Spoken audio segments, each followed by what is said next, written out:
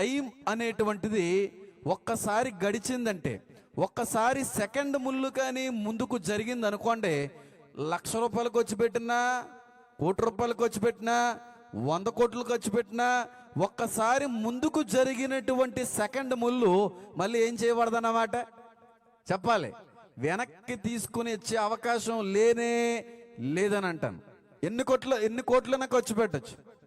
ఎంతమంది శాస్త్రవేత్తలు దాని మీద పరిశోధన చేసినప్పటికీ కూడా ఎప్పటికీ కూడా మళ్ళీ తిరిగి సంపాదించలేనిది, ఎప్పటికీ కూడా మళ్ళీ తిరిగి సాధించలేనిది, ఎప్పటికీ కూడా ఎన్ని లక్షల రూపాయలు ఖర్చు పెట్టినప్పటికీ కూడా గడిచిపోయినటువంటి దాన్ని మళ్ళీ దక్కించుకోలేనిది ఏదన్నా ఉందంటే సమయము, సమయము, సమయం. అందుకే పెద్దలు అంటారు, టైం ఈజ్ సో ప్రీషియస్ అని అంటారు. చాలా విలువైంది సమయం.